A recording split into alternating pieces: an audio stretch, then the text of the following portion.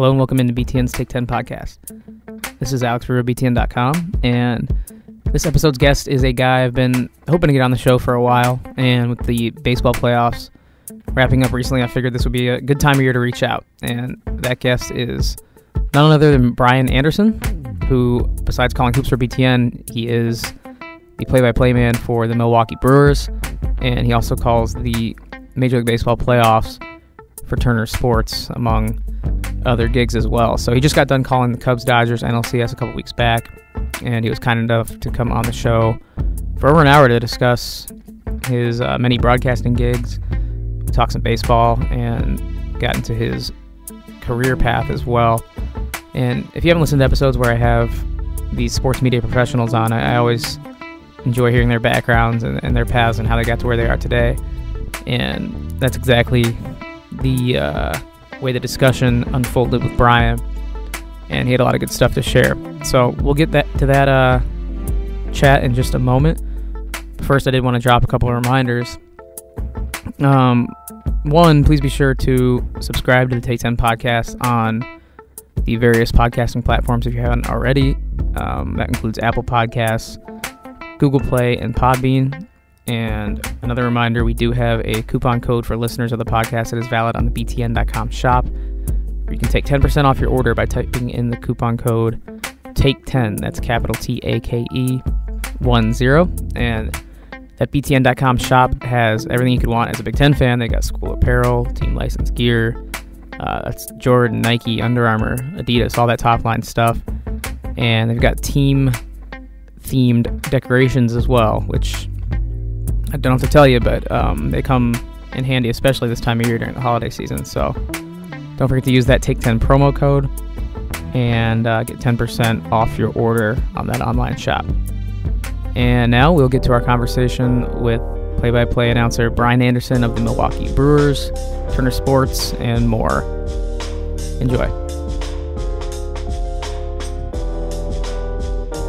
I am very pleased to be joined by Brian Anderson. He's a man that wears many hats in the play-by-play industry.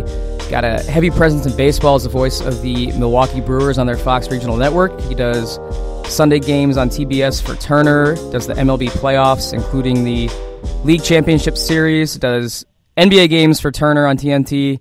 He's called golf, he's called NFL, and Big Ten fans out there might also recognize his work as an NCAA tournament broadcaster and Big Ten Network basketball play-by-play man. So, first of all, Brian, how's it going? And second of all, did I miss anything in that introduction there? Husband, father, dog owner, but I think everything else you covered, man. It's going great. I'm now getting my basketball eyes and ears on after a long baseball season that started in late February for me. So finished up with the National League Championship Series. That lasted only 5 games between the Dodgers and the Cubs. We were hoping for more, but lasted only 5. And so I've had a couple of weeks off, and now getting ready for college basketball first, and then the NBA will start for me in December. Yeah, and I just want to thank you again for joining me and taking the time. Like you said, we just heard you on the NLCS a couple weeks ago. You mentioned you had a couple of weeks off. Is that kind of the most downtime you really get all year, this period between baseball and college hoops starting up? Yeah. It's I built that in for a couple of years there. I did the NFL for CBS, and that just got to be a little too much for me. I was only doing a handful of games a year, but as you know, when you follow a sport, or especially the NFL, even though it's a once-a-week sport, you have to dive in pretty heavy, make sure that you have everything covered. So I was spending so much time just keeping myself on level with information and what was happening around the league, even though I wasn't necessarily working every week. I felt like that was my one-off season that I had to grab back. So I did it for a couple of years, and then these last 2 seasons, I've decided not to do the NFL, and I think I do enough sports and enough leagues, so I was happy for the opportunity. I enjoyed doing it. I just needed a little more time to get to know my family and feel like a normal person again for a little while. The basketball schedule is much more laid back for me than the baseball schedule. I do a game or 2 a week versus 6 a week in the baseball schedule, sometimes 7 a week.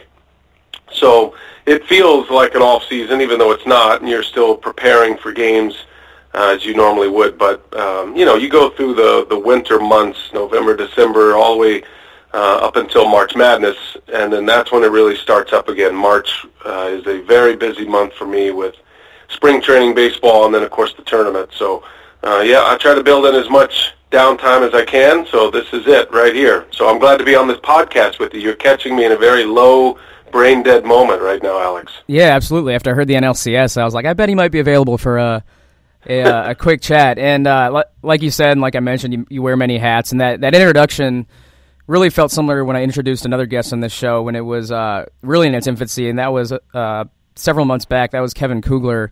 I think he was like the second ever guest on this show, and it feels like forever ago, even though it was only a few months ago. But anyway, like you, he balances a bunch of high-profile gigs, and talking to him, I love getting his answers on how he really manages it all and manages that schedule. So, Brian, just take me through one of your, I guess you mentioned March is really busy. Like, how do you balance a schedule in March when you have spring training, when you have March Madness heating up? How does it all fit? Well, I use the analogy. It's not the most pleasant analogy, but it's like a woman who is about to deliver a baby. The baby is coming. So that's my phrase. I usually say that before I go on the air, or when people ask me, are you ready? I say, it doesn't matter, because the baby's coming when the baby comes, and so it doesn't really matter. And so you manage it that way. It's not as dramatic as childbirth, but for me, it's about us getting prepared, studying for a particular game or a particular run of games, and then going and doing the games. And then, there was a point in my career when I over-prepped, meaning I got myself in such a fatigue state because of the prep I did to make sure I didn't miss any inch. When I actually got to the broadcast itself, I didn't quite have the energy, and I didn't quite have what I wanted out of it, and I wasn't trusting of what I saw. So now I prep, I read a lot. You're constantly reading, and then you get a general feel. And then when you get to the site, whether it's the arena or the ballpark or the field or wherever you're going, when you get to that site, you really have to trust your ability to ask specific, poignant questions and get information that people can't access on the internet or on Twitter, because there's so much information out there now. You want to give a broad brush of what these teams are, what these players are, but then and my goal is to always try to bring something that no one has yet, no one has been able to talk about yet or been able to read about yet. And really the only way you get that is by going and getting it yourself, literally before the game, hours before the game, minutes before the game, if you happen to have a conversation with somebody, and then you got to trust your ad-lib ability and your vocabulary and the ability to form that into a story and a digestible story between calling the play-by-play. So that's kind of the rhythm of it. And then, I think over the years, as I've done this, I've been a play-by-play broadcaster professionally since 1994. And over the years, you develop skills, the quick information skills, how to read, how to prep, how to go find something even during a game that maybe you're not quite confident in. And so all that comes into play. And so there's really no method to it other than this rhythm that happens every time, whether you're doing a baseball game, football, basketball, whatever it may be, golf. You go into it trying to learn as much as you can, be as curious as you can. That's my nature anyway, which I enjoy the prep because I want to tell a story of a program or a team or a player. And so if you lose that, then you're going to lose the ability to be a storyteller, to weave in that half of the broadcast. Play-by-play broadcasting, what I do, there's two pieces. One piece is the storytelling, the context, the background. The other piece is actually calling the plays. And these plays are usually what everybody hears. That's what is clippable and what is promoted on social channels. And you don't really hear all the backstories and all the prep work you did. It's pretty much, did he Did he nail the call or not? Did he ruin the call or not? So those are the important pieces to think about when you're preparing for a game, and that's what I do, and that's just kind of my rhythm. So I will take every day that I'm free, and I will read and find out about a certain team that I'm covering. I've got Purdue first on my Big Ten schedule, so I've already tapped into Bleacher Report and put Purdue as one of my team streams, and I'll pay attention to the teams that I have upcoming as the days go by, and then as we get a couple of days from the broadcast, and you really start to bear down and start to write out your boards and really formulate what is going to be your game plan, my game plan on the broadcast. Sure, and not a bad first assignment because Purdue reigning Big Ten champs and should be a fun team to watch once again this year. I wanted to get into your background a little bit just because, like I said, having established professionals on this show, I always like hearing how they came up through the industry and hearing about their path. And I listened to your appearance last spring on the Sports Illustrated Media podcast with Richard Deitch, and that helped me a great deal to get to know, where you came up. Obviously, everyone listening to this did not also listen to that podcast. So I don't want this to be a rehashing of that episode, but I do want you to go through a little bit about your path and kind of hoping you could lay out a sort of condensed rundown of how you got to where you are today with all these high-profile gigs that you're able to do. Because listening to your background on that podcast, you really grinded for a long time before you really got some true breaks, right? No, I did. I mean, that was an important part of my life and part of my career too. And I never went through all of this or thought about my path or these beginning stages as a means to what I'm doing now. So, Bubba Watson had this famous line after he won the Masters. They asked him, in your wildest dreams, could you imagine this? He goes, he didn't even dream this big. And I would say the same thing about my career. I didn't dream that I would be doing what I'm doing now. My only goal when I started was to be a Major League Baseball radio announcer. That's really all I knew, because I was doing radio in the minor leagues when I started, and that was my goal. So I was doing everything with that in mind, and never knowing that it would become so much broader than that. There's a lot more television involved for me and different sports. So when I was in college, I was a business major at a university called Southwestern University. It was a small college in Texas, and I played baseball there. And I was just unhappy, and I was struggling in school. I was a very good student, but it was a lot of work, and I just wasn't into it. I didn't have that passion. And so one of the worst things that happened to me was that university decided to drop scholarships and go Division III. So they went from NAIA to Division III. I was not a good enough baseball player to play Division I. So I played NAIA ball, which I thoroughly loved, and had a great time. So then this university dropped scholarships, and they were going to go Division III, which is great. I mean, nothing to that. But I had been recruited by another school, St. Mary's University in San Antonio, Texas, and chose Southwestern. So then I reopened that recruitment and asked if there'd be interest in me transferring over. So that was a really key moment in my career, believe it or not. Even though I'm a student and I'm playing baseball, I'm not really thinking about my life after my playing days and my university days. The fact that St. Mary's opened up the door for me allowed me to move to San Antonio, change my major from a business finance major to English communications with emphasis on journalism, something that I was always interested in, but never really confident enough to have that as a major, and it wasn't even offered at the first university I was with. So I kind of took that chance and said, all right, this is a new start for me, and had a great experience playing baseball there. We were the #1 team in the nation. I was the catcher. I was a starting catcher, made some great friends, and then the scholarly aspect of it went so much better for me. I became a a straight-A student. I was on the dean's list because I was really interested in what I was studying at the time, which was English communications journalism. And then, lo and behold, because I was in San Antonio at St. Mary's, two major pieces of my life was occurring there at the same time that I didn't know at the time, but would eventually be a big part of my life. First, the San Antonio Spurs trained at St. Mary's. So they did their training camp at my university in the gym. And then second, the baseball field I played on in college, it's called V.J. Keefe Stadium.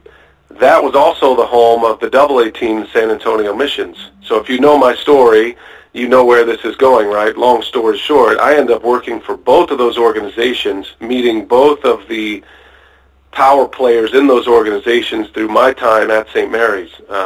Mike Ciccarello with the San Antonio Spurs was a big part of that. He hired me knowing I was a ball player, hired me as a cameraman, a utility, an intern.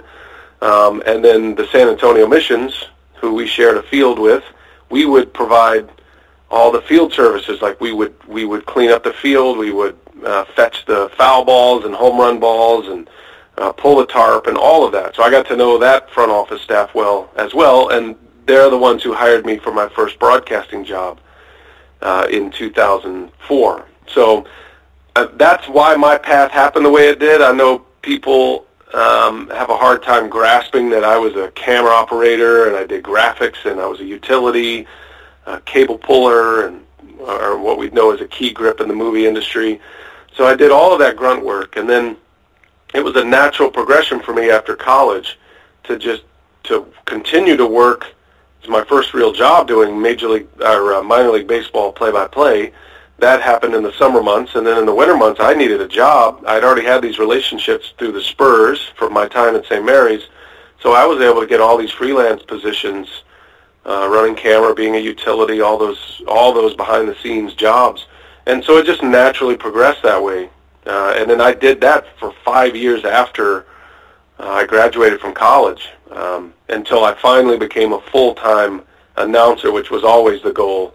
And that's when I got the Spurs sideline job for the winter months, in addition to the minor league play-by-play job for the summer months. So that's a long story, but the point of it is, it just was kind of laid out in front of me, the next door, right? Just followed the next right decision, the next door that was available. I just chased those doors, and that's why it ended up going on that track, which I would imagine would be almost impossible to replicate. Yeah, I mean, you mentioned all the grunt work you did, and you were doing a lot of tech work alongside your play-by-play duties in the minor leagues. Was there ever a point that you thought about, giving up your dream of becoming a Major League Baseball broadcaster? Did you ever reach a point in your life, either financially or emotionally, where it started to become less than worth it? Oh yeah, for sure. I mean, in the beginning, when I was going through these steps, when there were opportunities available, it was always really exciting. Man, I can work for a minor league baseball team. That's really exciting. I can work for the San Antonio Spurs and be a cable puller and a handheld cameraman.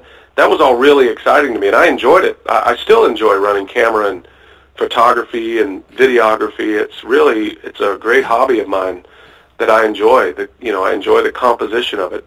So I didn't feel like any of that was a grind when I started.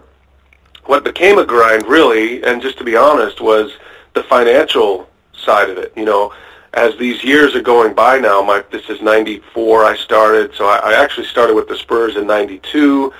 So as we get into 1996, 1997, now I'm married. My daughter was born in 99, so I'm now having a family. I have responsibilities, and I'm not making any money. That was really the biggest challenge. I loved everything I did. I just knew the only way to actually make a career out of this and to be a sustainable career is if I made it to some level of major league broadcasting, whether that be the NBA or the NFL or Major League Baseball. So that's why there was that urgency to start to move forward.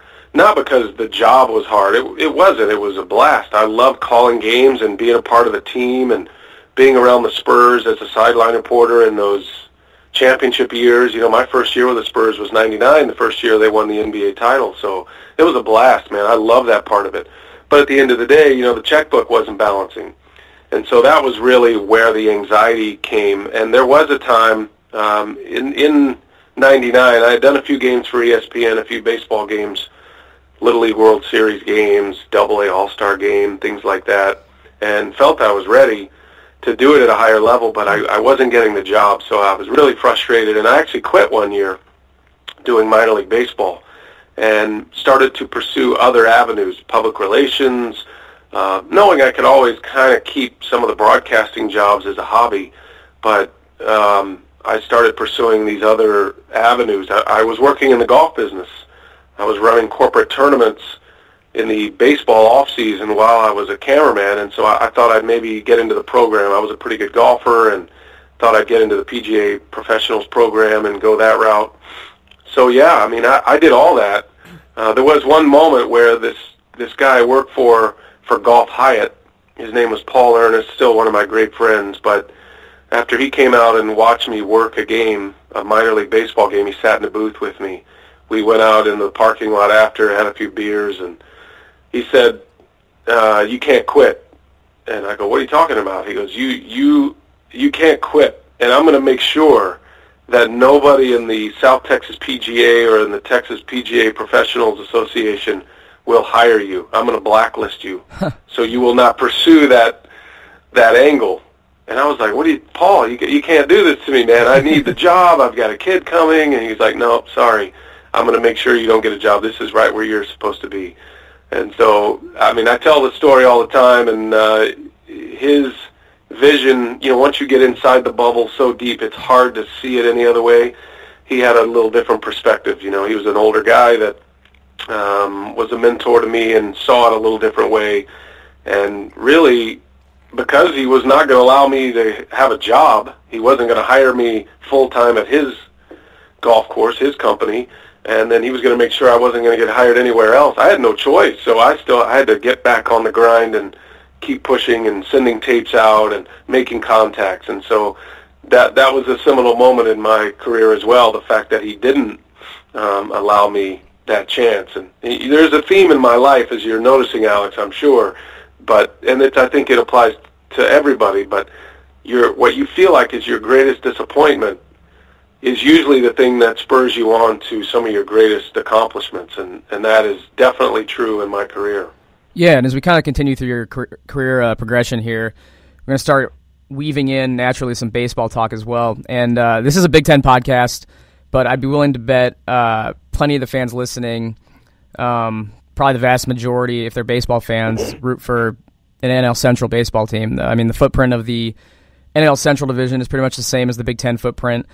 And we talk a ton of football and basketball on this podcast, so if there are any non-baseball fans out there, we'll have to deal with it. For this episode, we're going to get some serious baseball talk in on this episode because you're the perfect guy to talk to about it. So, first of all, you're coming off what I assume was just an extremely fun season in Milwaukee for everyone involved in that organization. But before we get to the current Brewers and discuss them, can you discuss in a little bit more detail how that Brewers job came about for you?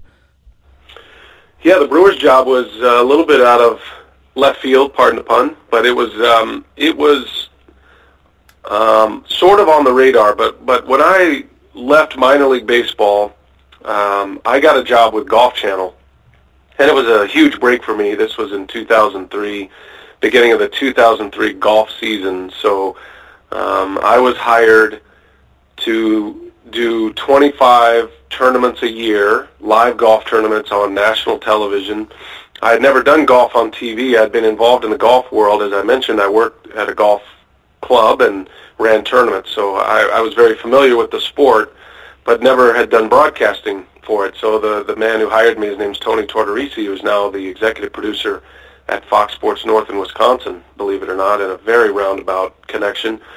But he liked my background in basketball and baseball, and then liked the fact that I was connected to the golf world. So he took a chance on me, thought I would be a good fit, a new face to work. I was only 31 at the time, and thought I'd be a new face to bring on this new tour that was called the Nationwide Tour. They had a new sponsorship in Nationwide Insurance, and it was a developmental tour. And so he brought me on for that. So when I tell that story because when I took that job, I thought I was finished with baseball. It's really hard to get a Major League Baseball job, not to mention if you're not even working in baseball. So I left all that behind, figuring my baseball days were over, and I took the Golf Channel job. I was very happy there. Love calling golf. But then in my fourth year, after my fourth year, Matt Vasgersian, who is a very close friend of mine, and we were together in the minor leagues, and you'll know Matt from, he's calling the World Series on the international feed. He works for MLB Network. Matt was up for a job in Arizona. He turned the job down. He knew that the Arizona group was going to hire Darren Sutton. Darren Sutton was going to leave Milwaukee. So I kind of knew all of this was happening under the table through Matt. And I was able to get some demo materials to the Brewers before basically there was even a job open.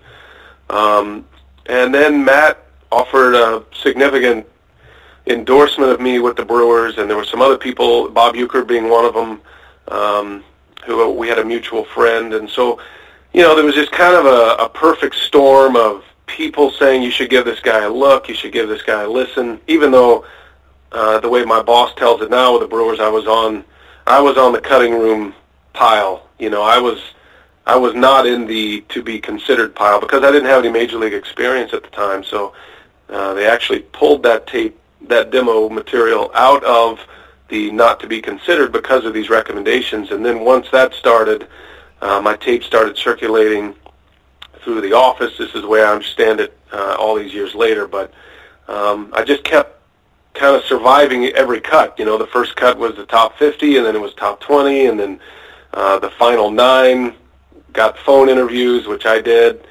And then it was down to the final 4, which meant I flew to Milwaukee and had an interview in Milwaukee. And so all this while I'm doing golf, I was doing Q School actually in December, broadcasting that for Golf Channel, not really thinking it was going to be a possibility. And then it was Christmas Eve of 2006. Christmas Eve 2006, I got a call from Tyler Barnes of the Milwaukee Brewers, and he offered me the job. And I can remember I was just coming out of church, and I was numb, I was floored, never thinking I would have a shot at this job. And I was really honest in the interviews and wasn't quite sure I even wanted the job because I was really happy with Golf Channel. But that's how it came about. And, I just finished my 11th year with the Brewers, and it's been a match made in heaven. Not only do we love the Brewers organization, but my family and I, we moved to Milwaukee, and we love Milwaukee. We love the upper Midwest and Big Ten country, and so we've had chances to leave, and we've chosen to stay, and very happy about that. Yeah, and you mentioned Matt Vasgersian. I'm a big fan of his, honestly, because he was the voice of MLB The Show when I was growing up, and I had all those video games, and he now I hear him calling actual games, and he always has, I know, but that the voice always still resonates me because I played those games growing up. So Brian, how does the voice of the Brewers then end up calling playoffs and eventually league championship series? Yeah, so that was that's one of my key phrases when I speak to groups or students. So all those years that I was doing all of these sports, baseball, minor league baseball, small college basketball, I did the Big 12 women's package, play-by-play for years for Fox Sports Southwest. So, and I was doing a ton of games. I was basically doing the same schedule then as I do now. It just, the games are different. The games are NBA and Big Ten men's basketball and MLB. So I was doing all of those things, and so I had all these reps in all these sports. Now I get the Brewers job, and suddenly it doesn't mean that I was a better broadcaster. I feel like I was doing the same broadcast. It just now it's being heard on a much bigger audience. And so I felt, that I was ready to do anything that was thrown my way. So all of that seasoning and the grind, as you called it, which was true, but that prepared me for being ready for that. You got to be ready for those opportunities and then not blow those opportunities when you get them. So in 2007, I get the Brewers job, and now I'm doing the Brewers. And Josh Lewin was doing a Fox game, doing Fox MLB, and he was working with Tim McCarver, and something happened with Josh. He couldn't get to a San Diego Chargers game, I think it was. He was doing the Chargers in the NFL on the radio late in the year, late in the baseball season. And so they needed somebody to get to Miami in a short notice, and I was in Atlanta, and I was already working in the Fox family with Fox Wisconsin at the time. So they flew me to Atlanta to work with the A crew. This is in my first year as a Major League broadcaster, so I'm sitting there with Tim McCarver, who I've been watching call all these World Series and big games for the last, however, 15, 20 years. Now I'm sitting next to him calling a Mets-Marlins game as a fill-in. And Pete Macheska, who's producing the World Series currently, and he was the producer, and Bill Webb was the director, the late Bill Webb, the great director, and this was their A crew. This was the crew that in a few weeks was going to be doing the World Series. So I jumped in there and did it, and it went really well, and the game was very entertaining, and that kind of got me a little bit on the radar. And then so the next year comes around, 2008, the Brewers acquire CC Sabathia, and that's a really important part of my story because Sabathia became the story in Major League Baseball in 2008. Oh, yeah. The Brewers acquired him from the Indians. He shows up on the highlights every night he pitches. He's hitting home runs. He's throwing complete games. He's pitching on 3 days rest. The Brewers are making a push to make the postseason for the first time in 26 years. So all of these CC Sabathia moments, these calls, show up everywhere. Show up on Sports Center, show up on all the highlight shows, and my voice is on that. And so the folks at Turner Sports are now, unbeknownst to me, in the process of trying to find a play-by-play voice who's not really branded with another network. And every time they turn on the television, they hear my voice calling all these CC Sabathia moments.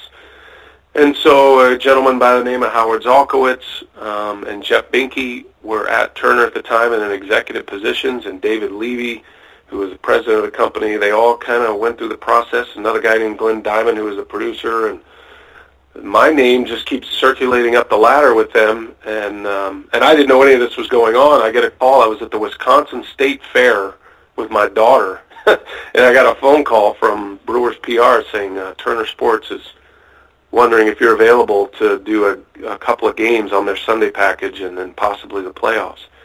So that was another huge break. So literally the first year I do Major League Baseball, 07, turns into network television in 08. And of course, the Brewers made the playoffs. They play the Phillies, and I'm doing that series. So I have to do the Brewers and the Phillies, my own team, which is really difficult to do in a postseason. And, of course, the Phillies would go on to win. They would go on to win the World Series that year. So that's really where it started, and I've been doing Turner Major League Baseball ever since. And after that first year, Turner, I think it was about 2010, they secured the rights. They went in this partnership with CBS for the NCAA tournament. I had already started doing Big Ten network games at that point, having moved to the upper Midwest, transferring my college basketball from the Big 12 to the Big 10 network. And so it was a natural fit to go do college basketball in the NCAA tournament. And then Turner owned the rights to the NBA. So after I did a year of college basketball, they figured, well, he's doing basketball anyway. Let's have him fill in for Marv Albert on the NBA. So I started doing that. Then I did the NBA playoffs. And so the answer to your question is Turner owns the rights to all these properties, the PGA Championship, the NBA on TNT, the NCAA tournament, Major League Baseball postseason. My connection with Turner is why I'm doing all these big events. If they didn't have these events, they wouldn't have any content for me to do. So that's why they put me in these roles. And, I've had 10 years now of play-by-play on a network level, even though I spent 9 years as a minor league announcer, 1 year simply doing Major League Baseball for a regional network, and then 10 years as a network announcer, and it's all because of those relationships, and probably all because of CC Sabathia. Shout out to CC. So my next question I could ask, I could frame it around, a lot of the games you've called, NCAA tournaments, NBA games, but since the NLCS is fresh in our minds still, I'll frame it around that series and that platform. Does the gravity of what you're doing ever, creep into your head? Like, you're the, neutral voice calling a critical series between two immensely popular teams in two massive cities in Chicago and LA, and you've done it for a few years now. Do you ever sit back on that stage and just kind of blink and go, wow, this is big time what I'm doing here? Yeah, sometimes. I mean, I'd be lying if I said I didn't do that. Just because of my background, where I came from, I never imagined I'd be doing it. But you got to put that in a box fast and move on, because I think it's very difficult to do your job properly if you worry about that. So yes, there are times when I sit back and I'm amazed that, man, this is great. But then, I used to worry that I wasn't going to get these kind of opportunities because of my background, and it was very difficult for bosses at the Spurs to see me as an announcer because they had only known me as a cameraman. Then sure. The next step, it's very difficult for bosses at the Brewers to see me as potentially a television announcer because I've only done radio or golf, and then same with Turner. Could they see me as a national announcer when I've only done the Brewers locally? And so now you get into that type of thinking, and you're wondering. So what you end up doing is you just do what you do. You do what you've trained for. You just call it how it is, and you prepare no differently. And I've matured over the years, and my voice has matured over the years, certainly. And I'm able to be more efficient in my prep, and I have better relationships. Like on text message, I have a Rolodex full of contacts that I never had before. I can contact a Major League manager. I can text Craig Counsell if I need to, or my brother's a scout, so he's always been a great resource for me in baseball. But that's the one difference. You have quick information, a lot quicker than when I was, not in the loop. So really, if you think about that for a moment, but then you just call the games, and then I would say the biggest difference is you get incredible blowback in the social media age from local fans. I think you even mentioned this in an email to me, but so you watch your teams all year. This happens mostly in baseball, but a little bit in basketball as well. But you watch your teams all year through your local channels, and you don't really hear, not that, because I am a local announcer as well, I do the Brewers, but everything is framed from the Brewers' perspective, and so that's what fans are used to hearing. And so when you show up as a different voice than the one you've been listening to for the last 7 months, and then you're presenting both sides of it, and you're celebrating success from both sides, then you get a lot of blowback, Twitter blowback mostly, which is irrelevant to the degree of how you do your job. But, you want to do a good job for everybody. But I think that's the biggest difference, is as you do these bigger games with bigger reach, and, now you're broadcasting to 15, 20 million people, then you're going to get more of that on your social media channels, and people think you're biased for one team or the other, and and it's not true. I don't have a dog in the hunt in any of these games. I don't care, even though I do the Brewers.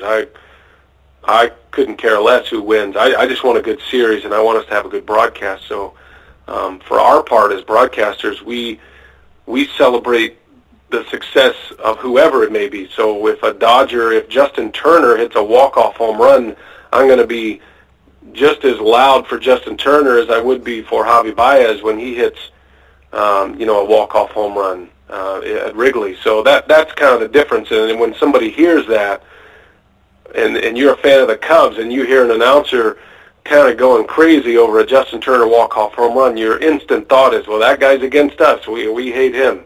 So that's the only difference. Everything else is the same, and there's a lot more people involved, but at the same time, there's the talent at that level on the production is incredible.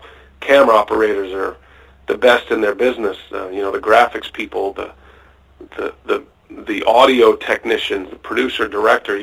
So every level you move up, the talent around you is so much. It's like an all-star team of production, and I really enjoy that part of it and being able to tap into that world, and I'm part of that world too. So that's what I really love about the job.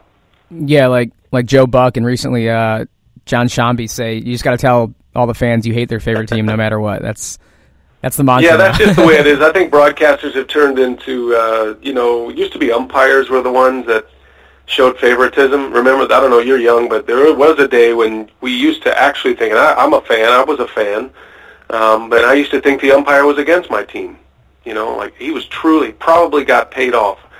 And so I get it. But now, because of Twitter and social media, and every thought can be expressed. Now it's the broadcaster who hates your team, but it's not true. I mean, it's fun for fans to go down that road if they want. I don't mind at all, but it's not accurate. And I know Joe Buck, and I know Boo Shambi and Vasgersian, and all of the guys who call playoff baseball, and none of us are rooting one way or the other. We want to call the plays, and we want a good game, a memorable game. That's all we're rooting for is a good series and a good game. What we hate is blowouts. That's when you have to work your hardest. So no, there's no bias. I promise. Yeah, unfortunately, the NLCS and Game 5 especially were not interesting. They were, like you said, a blowout and a short series. And the World Series might be over by the time this drops. It almost certainly will be, and the Astros can end it tonight and wrap it up. But where does that Justin Turner walk-off home run call rank for you in terms of your personal all-time favorite calls? Yeah, well, it's on the short list for sure. I don't know. It's not up to me to rank them, I don't think, because it's different sports. But, all of these calls these big calls that end up as these iconic moments, this is another conversation I have with young broadcasters. You're not thinking about that when you're calling it. Matter of fact, every big moment, big call I've ever made, from the Roy Halladay no-hitter, the last out, to Bronson Koenig's game winner in the NCAA tournament, or, the narrow miss by Grant, Notre Dame, Kentucky NCAA tournament, some of the Ryan Braun home runs. There was a call I had of a Ryan Braun grand slam that actually ended up on an iPod commercial in 2008. And so all winter they were introducing the new iPod, and all winter I would hear this commercial and my voice pop up. So it's cool, but at the same time you're so in the moment, and you're just calling it the way you see it, and then instincts kind of take over. The Justin Turner home run was a huge moment. You knew it was an iconic home run. Plus, it was 29 years to the day that Kirk Gibson had hit his walk-off home run in the World Series in Game 1 of '88. So there was a lot of history and a lot of connection there that you're really not even, you've addressed, but you're not thinking about when it's happening, because you're calling a live ball in the air. You don't know if it's going to be caught or if it's going out. Then it goes out. Then you make the call. Then the crowd goes crazy. And for me, I just laid out. I just stopped talking for a while, about a minute, just because all the crowd noise and the microphones on the handheld cameras were picking up all player celebration. It was just great. So there was nothing for me to add.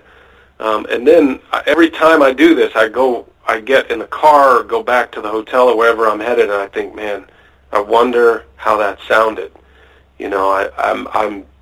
I'm dying inside to hear that call. Luckily, with the events that I do, those highlights are instantaneous. You can go right to the MLB app or, Sure. the March Madness app, and you can listen to it. And so every time I go for the first time to listen to the call to see how it sounded, I'm so nervous every time, even after all these years of broadcasting. I'm just, okay, let's go, let's do this, let's listen, and then you're just wincing, and please don't mess this up, and because it's a huge moment, and then they all went well, and I'm glad they went well, and then it's just massive relief, right? That's when you can totally put the day away, is when you call it. It was a good call, you didn't ruin it, and then it's over, and then you move on to the next game, and then it's for others to rank what are the best ones. But really, it's up there on the short list, and I've had a few great moments doing these bigger games on the network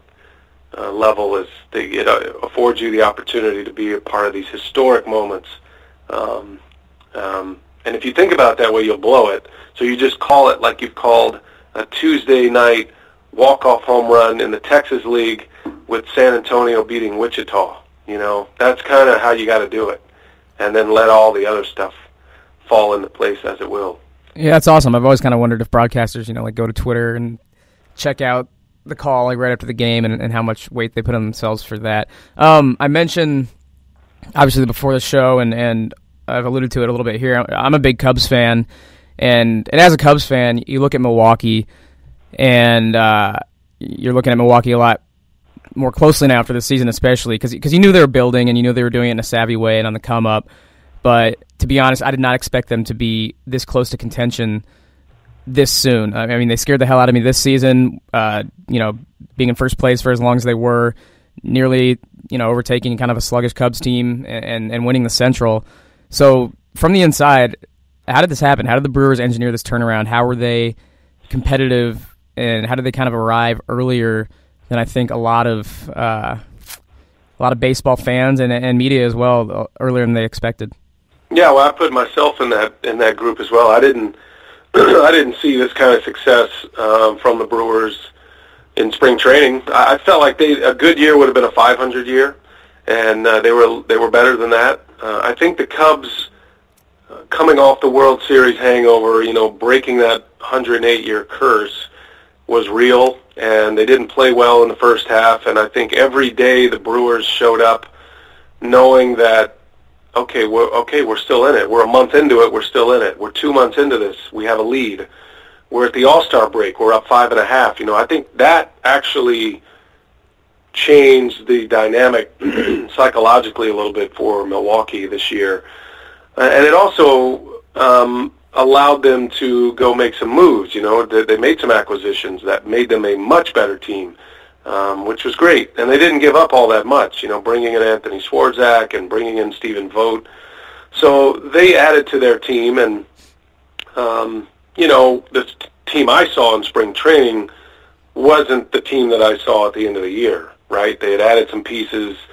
Guys had elevated their games. We had seen a number of young players come up and not just hold their own, but thrive, like kids like Josh Hader and Brett Phillips at the end of the season. And these kids are thriving and are a part of what's happening in the success. So, no one can really expect that from a rookie. And then the pitching, I think the pitching coach who comes from the Cubs organization, Derek Johnson was the Cubs pitching coordinator. The Brewers hired him as the pitching coach. This was his second year. He's a mechanics guy. Spent a lot of years at Vanderbilt as their pitching coach. Had guys like Sonny Gray and David Price, among many others, under his tutelage. And he's made a difference.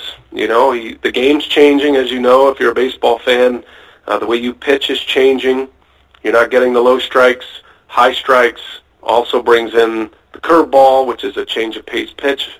Also allows you to use that upper lane, or that plane we're talking about. So they've actually gotten ahead of that curve, and most of the Brewers pitchers are throwing curveballs now, and that's why Chase Anderson has become an ace. He started throwing a curveball, kind of a loopy curveball that puts him in that same lane as his high fastball. So those are real tangible reasons why the Brewers are better. These pitchers have adapted this style, and they've performed better. There's a heavy analytics equation, but it's a really good mix with the analytics and the feel, the gut of the game that Craig Counsell brings. So, yeah, I mean, it all has come together, and I think it's only going to get better. The Brewers have a ton of prospects in their minor league system, so if they get themselves in a position, they can go make a deal. I tell you, I think the one trade that they probably wish they could have made was to get a guy like a Sonny Gray or a Jose Quintana. Sure. The Cubs and the Yankees beat the Brewers to that punch, and I think the Brewers were a little cautious on on trading away a more significant piece, but I think, we might see something like that this offseason because they have so much depth in their minor league system with shortstops and center fielders. That's what everybody wants, and they have a lot of that, so they could go get a piece this offseason, and it's going to be fun. The Cubs are going to be great for a long time. They've gotten, their coaching staff has gotten bombarded here. Dave Martinez has taken the job with Washington, which is great for him and a great opportunity. Chris Bosio's out as pitching coach. I'm a huge fan of Chris. So it's going to be interesting to see how the Cubs bounce back. But, the Brewers, Cubs, Pirates, Cardinals are going to be good again. The division's going to be really good once again. Yeah, as a Cubs fan now, we don't just have to worry about the Cardinals. I mean, Milwaukee now is kind of at that level, and it's developed a fun rivalry, with like the weather dispute that happened early in the year, and the Brewers, you could tell, got up for those games, and it was just fun to watch. And, as divisional rivals, can we at least agree, and I know you probably can't say it because you're a national broadcaster as well, but can we agree that the Cardinals are really annoying? I mean, they ended that great Brewers teams run in 2011, and I'll say it because about half of my followers on Twitter are Cardinals/Illinois fans from my college days covering Illinois sports, but the Cardinals have always been a thorn in my side growing up in Central Illinois, and now obviously still as a Cubs fan to this day. They never go away. No, and the perspective you should be using, Alex, because you're a prominent national podcaster, is that you can understand the fans' perspective on all that. And I totally understand a Brewers fan perspective on the St. Louis Cardinals. They've been a model organization. They've won 11 World Series. They sell out every game. Yeah, there's a lot to dislike if you're a Brewer fan or a Cub fan about the Cardinals, but boy, from a perspective of analyzing an organization, man, that's how you would build it right there. I mean, you build it with a great farm system, and they're a fantastic organization, and they've been a fantastic organization for a long, long time, and it's way better, way more entertaining when the Cubs, the Cardinals, the Brewers, when they're all competitive. And if you're a Brewers fan, and the fact that you're in the mix now with the Cubs and the Cardinals, and after all those years of losing for the Cubs, that you're now in the mix as a perennial contender and a World Series champion, it's fun. That's what makes it fun. That's what makes you excited about going to games. And I'm so far removed from being a fan. I'm a fan of athletes and performances and broadcast, but I can totally understand where people would want to dive in on either side of that fence, your love and your hate, and that's what makes sports great. And I'm glad there's that love and the hate, because that's what makes the ratings are what they are, and that's what keeps me employed. So I'm all for it. Yeah, that's like you said, that's why you grow to dislike them as a fan, because they were so good for so long, and you kind of lived under that shadow. For me, it was my whole life until these last few years, but yeah, definitely. There's a lot of underlying respect there as well. Before we wrap up, Brian, I want to kind of tie this in with, you mentioned living in Wisconsin and loving living in Wisconsin for the last decade or so, and having lived there for so long, I'm kind of curious to get your opinion on this point of view that I've kind of developed now, following Big Ten sports for a long time, and even more so now, and even professional sports as well. And it seems like a place like Wisconsin, the fandom there is more communal than other places in the country. Like, it's different than in Illinois. If you're from Wisconsin, you're almost certainly going to root for the Badgers and probably the Brewers and definitely the Packers. And fans in Illinois, which, it's a much bigger state that I'm using as an example, but, they might root for the Cardinals, and their college allegiance might be all over the place, and they might root for the Bears. And, of course, a huge city like Chicago helps skew this with people from all over living in this state, in this city. But so it's kind of apples and oranges. But I do think there's something there that Wisconsin is a unique state where almost everyone is on the same page rooting for one college team and one pro team in each sport. So I'm curious to get your thoughts. Do you think that's kind of an accurate evaluation? And if so, why do you think Wisconsin's like that, with kind of that fierce loyalty statewide? Because, it's not a small state. A lot of people live there.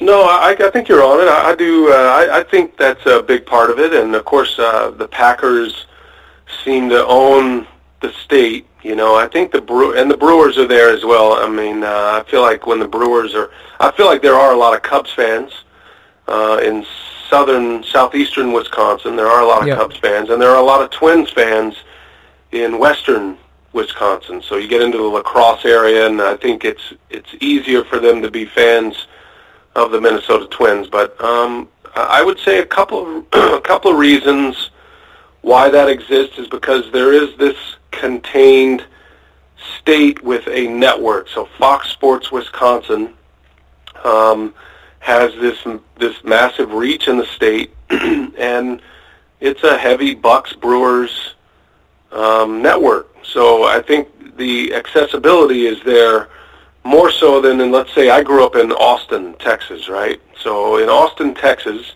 even now in the regional sports network age, you had to make a decision whether you were a Rangers fan or an Astros fan, whether you were a Cowboys fan or, back when I was growing up, an Oilers fan.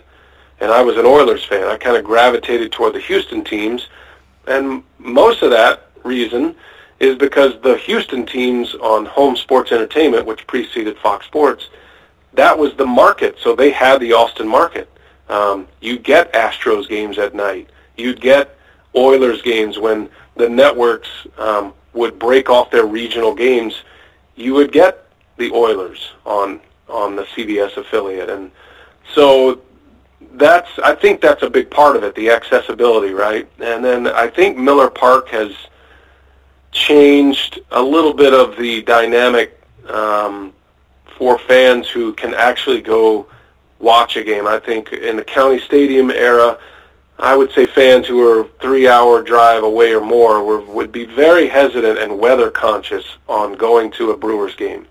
And not that they didn't, but it's our group sales with the Brewers are off the charts because people know there's going to be a game. There's a roof there. It's going to be climate controlled. It's a great setting, great ballpark, functional as it gets, massive concourses. The tailgating is welcomed, rain or shine. So I think that's a big part of it too. And then, there is this territorial piece that Wisconsinites can stick together, because we do live in the harsh weather. And Illinois is the same, but Chicago offers a lot to people to move to Chicago that Wisconsin wouldn't necessarily offer. I mean, if you're with a big business, big corporation, not that Wisconsin doesn't have this, but I'm just saying in a bigger scope, there'd be reasons to move to Chicago for a job that might bring your fandom from another area. Well, you don't have that as much in Wisconsin. As a matter of fact, I feel like those who move here with some of the bigger corporations, whether it be GE or Johnson Controls or Harley Davidson, folks who move here, they almost adopt the Wisconsin teams right away because it's a fun thing to do and you want to be part of the culture here. And I would say I'm that way. Like, I left Texas. I was a diehard Houston Oilers fan, and then I followed the Texas Longhorns as my college team, and then I moved to Wisconsin. I became a huge Badger fan as far as football goes, and watching the games and Marquette basketball and Wisconsin basketball. Before I started working at Big Ten Network, I was into all these games and being able to go see these games, and became a Green Bay Packers fan. So I think a lot of people do that when they move to Milwaukee. I've got neighbors who are Indian. They're from India, and they don't really know football or baseball, but they love the Packers and the Brewers just because they love being in Wisconsin, and they watch all the games, and it's fascinating to talk to them coming from India, how they've enjoyed American sports. They grew up in a cricket culture, and they love that social piece that Wisconsin sports fans get because of the tailgating. But it's a different deal here, man. I mean, if you've ever been to a Wisconsin sports event, whether it be the Badgers or even Marquette or the Brewers, the Bucks, the Packers, that there is a great tailgating experience, especially with the Brewers and the Packers and the Badger football games. There's an unbelievable tailgating experience that really is unmatched anywhere else for this many days of a calendar year between Brewers, Badger football, Packer football. You could have like these social moments 30, 40 times, 50 times a year if you wanted to. Even if you're a hardcore, you could go up to 80 times a year with all the Brewer home games. So I think that's a big part of it. People love to tailgate, and that's a big reason why it's this communal affair that it is up here. I love it. Yeah, absolutely. And I mean, it doesn't hurt obviously that the Packers and Badgers have been good for so long. And I haven't been to a game at Miller Park yet. Living in Chicago now, I really have no excuse not to go. It's one of my things to do for sure. I really want to get up there because everyone raves about the experience in the ballpark and all that. And you mentioned that social aspect. I mean, I see that here. I mean, I live right by Wrigley Field, and so do a lot of my friends and acquaintances and kind of social circles from college and people I know. And, people that were never Cubs fans before, I'll see, in October and over the summer wearing Cubs jerseys now because it's a social, fun thing to do. It's sports. That's part of what makes sports great. So it's sure. It's the fun thing to do, especially when you're in your 20s and that age, and there's a lot of social aspects built around it. Brian, before I let you go, I did want to touch on the Spurs briefly. First of all, I wanted to ask if you noticed what former Illini Brandon Paul has done with the Spurs. I mean, I wasn't planning on inserting him into this discussion, but last night he led the Spurs with 18 points, and he's really kind of awakened a lot of Illini fans who haven't seen a lot of NBA success from Illini players in recent years, besides like Myers Leonard and Darren Williams. So I was curious if you saw what he did and kind of how he resurfaced after 4 or 5 years overseas. Absolutely. It's been a great story. I watched the Spurs and the Celtics the other night. I have the Spurs on TNT in Utah in December, and I'm still very connected to that organization, having spent 12 years with the Spurs. So it is a great story. He's getting minutes. Tony Parker is injured. Kawhi Leonard is injured. That's opened the door for a couple of guys. Ginobili's old. And Ginobili's not playing near the minutes. I was shocked he even came back, but he's taken the opportunity, and I've always liked B. Paul. I think Spurs fans are still at the point where they see a Paul with number 3 and saying, how do we get Chris Paul? That's amazing. They're still trying to learn who this guy is and figure him out, but you go overseas like he did, it hardens you, it sharpens your axe a little bit, and I think you get into the Spurs system. And I think Spurs fans know this, NBA fans know this.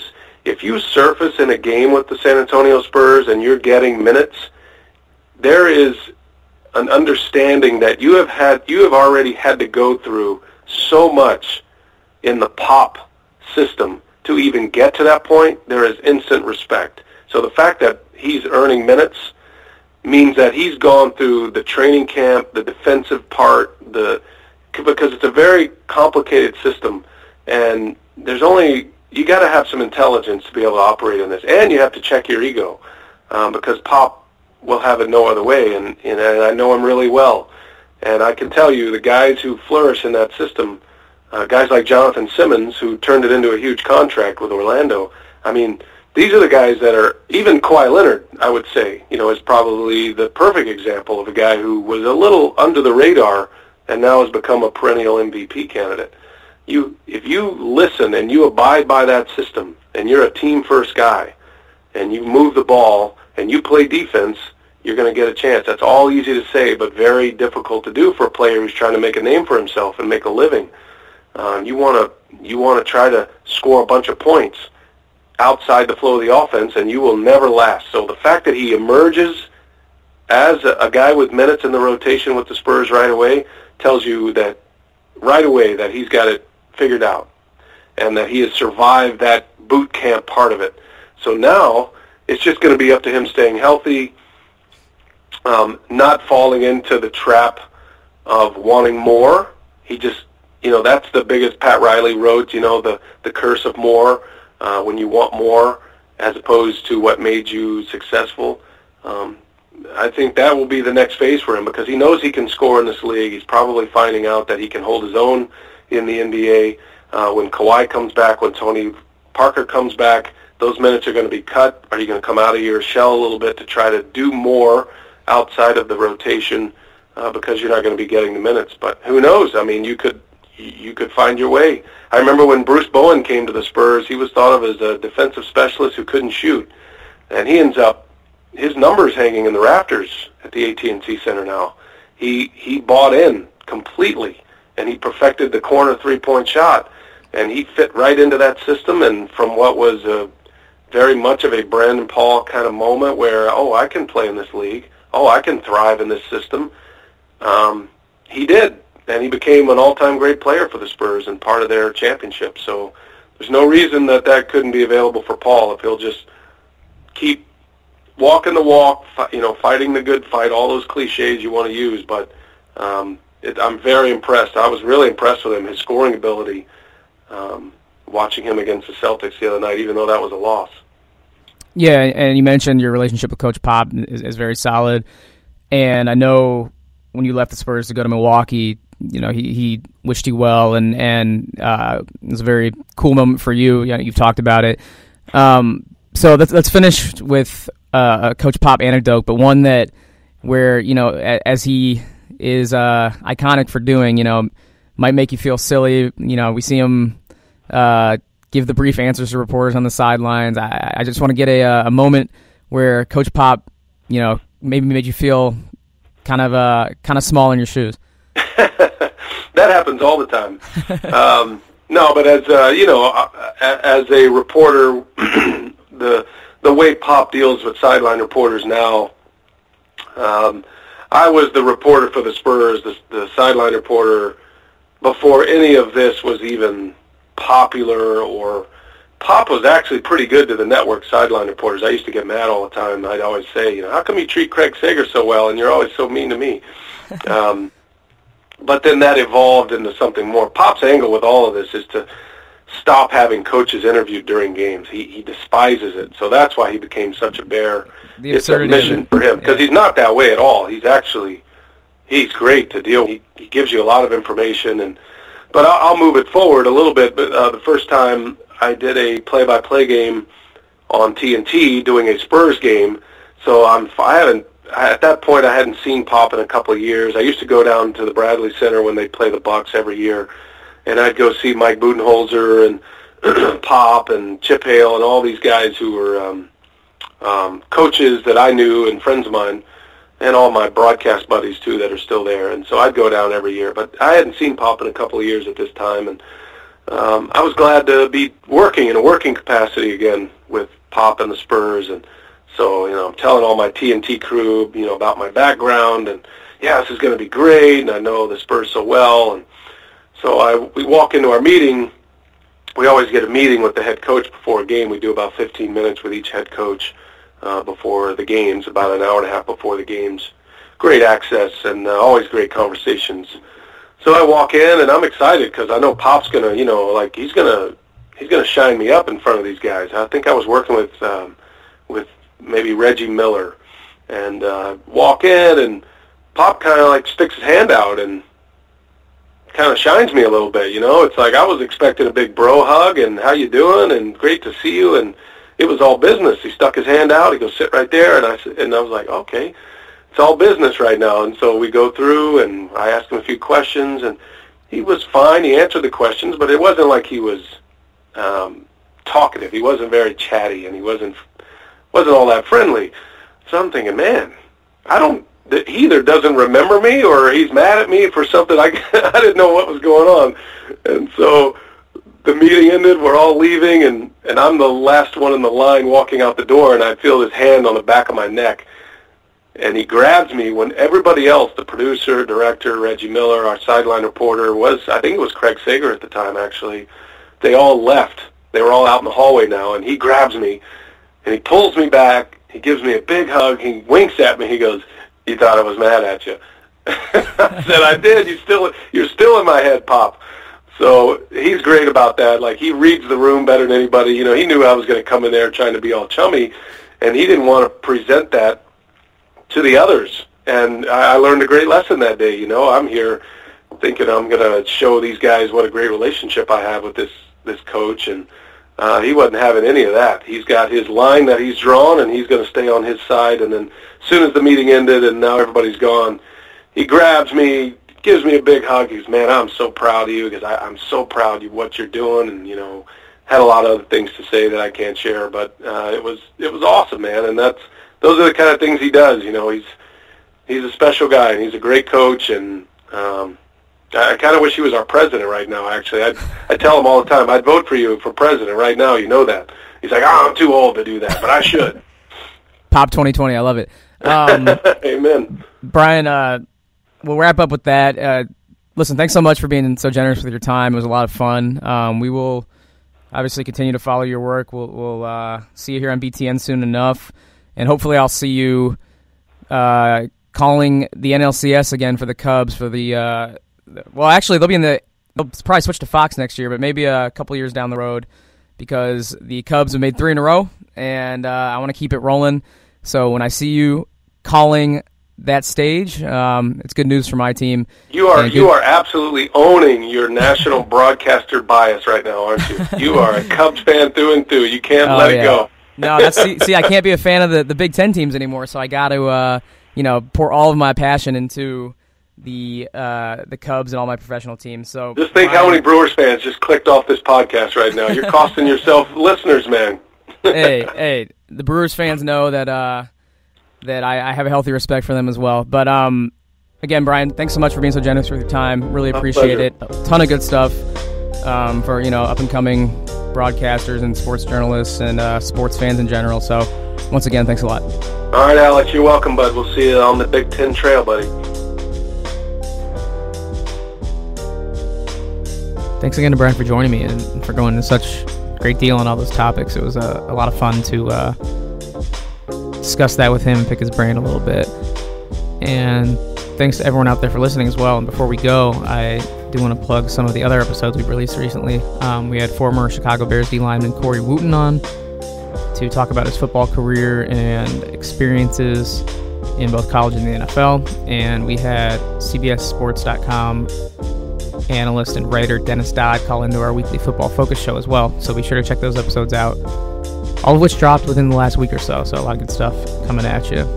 And with that, we'll wrap it up. Thanks as always to Wes White for producing, and we'll talk to you next time on BTN's Take 10 podcast.